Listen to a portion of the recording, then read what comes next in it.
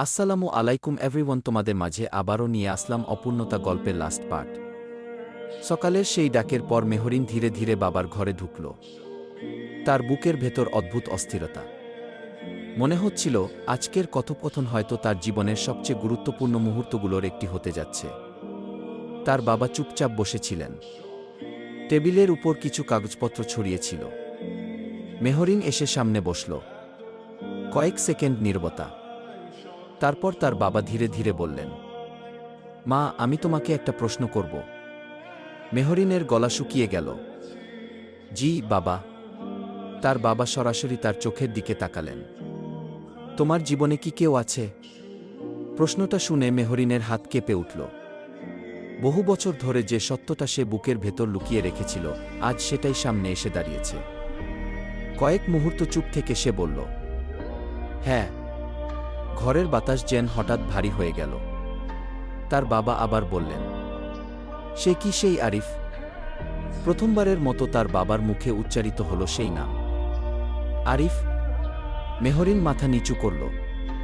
তারপর ধীরে ধীরে বলল, হ্যাঁ বাবা গুই। ঘরে দীর্ঘ নীরবতা নেমে এলো। মেহরিন ভাবছিল হয়তো ঝড় শুরু হবে, হয়তো রাগ, হয়তো নিষেধ। কিন্তু তার বাবা শুধু দীর্ঘশ্বাস ফেললেন। এত বছর পরও? মেহরিনের চোখ ভিজে উঠল। হ্যাঁ বাবা। তুমি কি নিশ্চিত?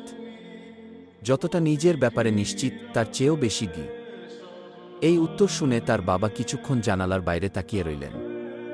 সময় সত্যিই মানুষকে বদলে দেয়। একসময় যে বিশ্বাসটাকে তিনি কিশোর বয়সের আবেগ ভেবেছিলেন, আজ সেটি বছরের পর বছর পেরিয়েও টিকে আছে। সেদিনের কথোপকথন সেখানেই শেষ হয়ে যায়। কিন্তু মেহরিন বুঝতে পারল, প্রথমবারের মতো তার বাবা বিশ্বাসটিকে গুরুত্ব দিয়ে ভাবছেন। অন্যদিকে আরিফও নিজের জীবনের সবচেয়ে বড় সিদ্ধান্ত নিতে চলেছে। সেদিন রাতে সে অনেকক্ষণ একা বসেছিল। তার সামনে ছিল কয়েকটি ফাইল, কিছু হিসাবের কাগজ আর ভবিষ্যতের পরিকল্পনা। হঠাৎ সে নিজের পুরনো নীল ডায়েরিটা বের করল। বহু বছর আগের সেই উপহার। পাতা উল্টাতে উল্টাতে সে একটি লাইন দেখতে পেল, একদিন যদি তুমি সত্যিই নিজের স্বপ্ন পূরণ করো, তাহলে আমার হাতটা ছেড়ে দিও না। আরিফ ডায়েরিটা বন্ধ করল। তারপর নিজের মনে বলল, আর অপেক্ষা না। পরদিন সে একটি সিদ্ধান্ত নিল। সে সরাসরি মেহরিনের বাবার সঙ্গে দেখা করবে। লুকিয়ে নয়, ভয় পেয়ে নয়, নিজের পরিচয় নিয়ে, নিজের অর্জন নিয়ে, সম্মানের সঙ্গে। সেই সন্ধ্যায় সে মেহরিনকে ফোন করল। তোমার সঙ্গে একটা কথা আছে। কি? আমি তোমার বাবার সঙ্গে দেখা করতে চাই। ফোনের ওপাশে কয়েক সেকেন্ড নীরবতা। তুমি নিশ্চিত? হ্যাঁ।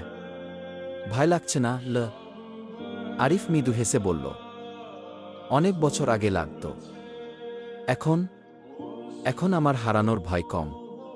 কারণ আমি অন্তত জানি আমি চেষ্টা করেছি। মেহরিনের চোখ ভিজে উঠল। কারণ সে বুঝতে পারছিল, স্কুলের সেই লাজুক ছেলেটা আর নেই। আজ সে একজন আত্মবিশ্বাসী মানুষ। কিন্তু সামনে কি অপেক্ষা করছে সেটা কেউ জানে না। মেহরিনের বাবা কি রাজি হবেন? নাকি এত বছরের অপেক্ষা আবারও নতুন বাধার সামনে দাঁড়াবে? শেষ পর্বের আভাস। অবশেষে মুখোমুখি হবে একজন বাবা এবং একজন যুবক, যে ভালোবাসার জন্য নিজেকে বদলে ফেলেছে। সেখানে কোনো নাটক থাকবে না, কোনো রাগ থাকবে না। থাকবে শুধু কয়েকটি প্রশ্ন আর কয়েকটি উত্তর। কখনো কখনো মানুষকে তার পরিবারের পরিচয় দিয়ে নয়, তার চরিত্র আর পরিশ্রম দিয়ে বিচার করা উচিত। কিন্তু সবাই কি সেটা মেনে নিতে পারে? সেদিনের সকালটা অন্য সব দিনের মতো ছিল না। আরিফ খুব ভোরে ঘুম থেকে উঠেছিল। অনেক বড় বড় সাক্ষাৎকারে সে অংশ নিয়েছে, গুরুত্বপূর্ণ ব্যবসায়িক মিটিং করেছে, কঠিন সিদ্ধান্ত নিয়েছে। কিন্তু আজ তার হাত কাঁপছে। কারণ আজকের সাক্ষাৎ শুধু তার ভবিষ্যৎ নয়, তার ভালোবাসার ভবিষ্যতও নির্ধারণ করতে পারে। বিকেলে নির্ধারিত সময়ে আরিফ মেহরিনদের বাড়িতে পৌঁছাল। বাড়িটা আগের মতোই সুন্দর। তবে আজ তার চোখে বাড়ির সৌন্দর্যের চেয়ে বেশি গুরুত্বপূর্ণ ছিল একটি দরজা, যার ওপাশে বসে আছেন মেহরিনের বাবা। ড্রয়িং রুমে ঢুকে সে সালাম দিল। মেহরিনের বাবা সালামের উত্তর দিলেন। তারপর বসতে বললেন। কিছুক্ষণ নীরবতা। তারপর তিনি বললেন, কেমন আছো আরিফ? আলহামদুলিল্লাহ, ভালো। শুনেছি তুমি অনেক পরিশ্রম করেছ। চেষ্টা করেছি আঙ্কেল। কেন? প্রশ্নটা শুনে আরিফ কিছুক্ষণ চুপ রইল। তারপর বলল, নিজেকে প্রমাণ করার জন্য। কার কাছে? আরিফ এবার সরাসরি উত্তর দিল, নিজের কাছে। ঘরের ভেতর আবার নীরবতা। মেহরিনের বাবা গভীরভাবে তার দিকে তাকিয়ে রইলেন। কিছুক্ষণ পর তিনি ধীরে ধীরে বললেন, তুমি জানো, একসময় আমি তোমাদের সম্পর্ক মেনে নিতে চাইনি কি? জি জানি, কারণ আমি ভয় পেতাম কি? আরিফ অবাক হয়ে তাকালো। আমি ভয় পেতাম তোমরা দুজন হয়তো শুধু আবেগের বশে সিদ্ধান্ত নিচ্ছ।